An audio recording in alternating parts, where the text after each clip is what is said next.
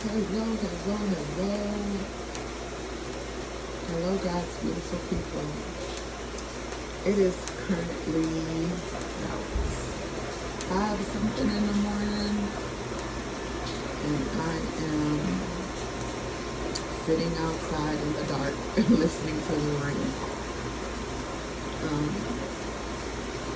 I was trying to go back to sleep, and so many things were on my mind, and I was just kind of reflecting on this year and the last few years, and I realized that starting with the end of 2020, like in the very beginning of 2021, that I lost my best friend, and then last year I lost my brother, and then this year I lost my dad. And it hadn't even dawned on me that I have been progressively been hit with grief 3 times in a row, like 3 years in a row. And like this year, it has really taken a toll on me in every way, especially spiritually. I have been in such a broken place. I feel like I'm always trying to just grasp onto God. Like, all that keeps dropping in my spirit is, if I could only touch but the hem of his garment. Like, that is how I feel in this season. Like, God, I just need to touch the hem, like the hem of his garment, like, to bring me out of these broken places. And it just made me realize that so many people face so many things, and I know that there's people out there going through worse than what I'm going through, and I have a habit of downplaying the things that happen in my life in every way, the good and the bad. I downplay things so much, but this is just one time that I just can't seem to find my strength. And I know my strength comes from the Lord, but what I'm saying is I always consider myself to be such a strong person. And more days than not, I find myself in a mindset of being broken and angry and just sometimes fearful. And so I'm just praying that things are better in 2024.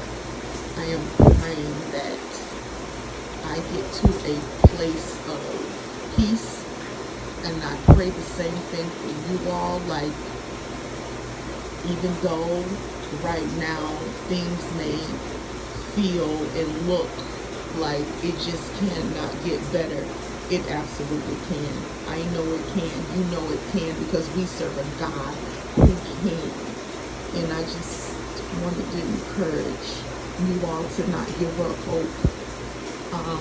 I'm finding myself fighting not to be discouraged going into the new year, because looking at where I am at the end of this year, I just thought things would be better, and as a lot of you know, God relocated me, and so I was like, God, I knew you didn't bring me all the way out here for this. Like, this is, but God reminded me of Job and just other,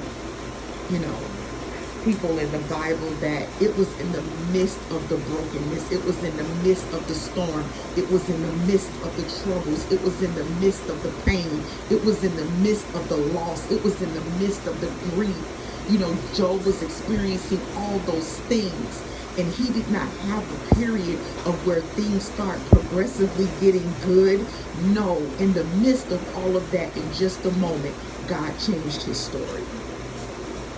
And God reminded me that when you are in this place of brokenness, when you are in this place of not knowing what to do, when you are in this place of fear and anger and just downright disarray in your life, this is the time. You could very well be in your Job moment.